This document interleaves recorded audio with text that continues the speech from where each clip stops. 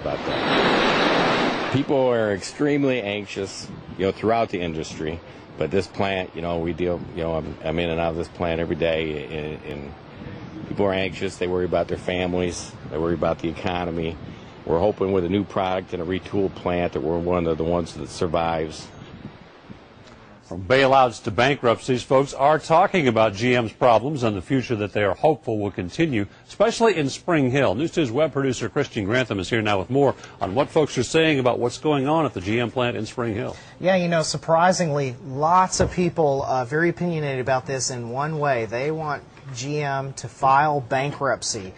Charlie Rudinger says here, after moving out of Detroit 2.5 years ago, seeing firsthand what the big three are doing, let them file bankruptcy. Here, Ross Cochran says bankrupt. Free market has spoken, and GM has become the epitome of epic fail. Here, Matthew Wallace says, like any other business would have to do, don't know why it would be the taxpayers' fault. They don't manage money very well. And Derek DeWeese here says, file Chapter 11, get restructured, and if that doesn't work, then it just wasn't meant to be. Government shouldn't try to save everyone. And Rumi Elf here says it shouldn't be our responsibility to continually bail out organizations that demonstrate repeatedly that they can't manage. Was this a big topic of discussion? A lot of tweets posted, or kind of just mediocre? Actually, this was there was a fair amount, and I was surprised that it was pretty much in favor of bankruptcy. The folks just didn't want to spend any more tax money on General Motors. That Thanks, seems Christian. to be it. And there are a lot of strong opinions about what Miss California had to say, and her right to say it. News 2's web producer Christian Grantham joins us now with some of those opinions off Twitter. Yeah, now lots of passionate response about this after the past 2 days is what's been going on with the story. Check this out.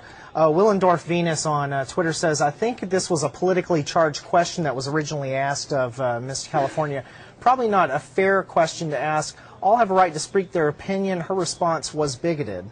Dance Diva here says, right or wrong, Miss California is entitled to her opinion. Perez is entitled to his.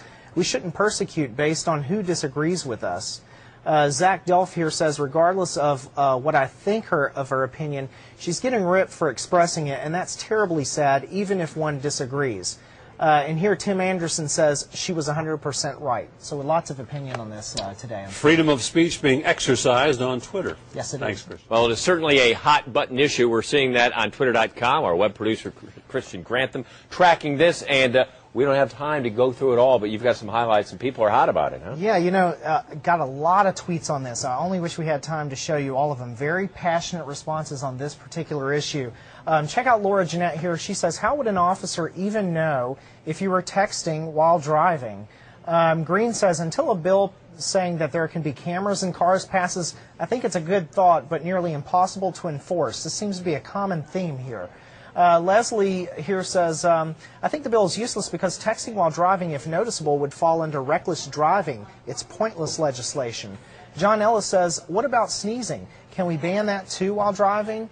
And here Allison Grove says, how about we focus on things like in government that really matter, like how kids can get a decent education. So lots of passionate responses. The common thread is they think, yes, this is a bad idea on the road, but you can't enforce it. I saw one that said, make it a $5,000 fine, not $50, and maybe you're going to get some people's attention. Yep, I don't know. Lots of passion. Okay, you can follow us on Twitter.com/WKRN. Back to you.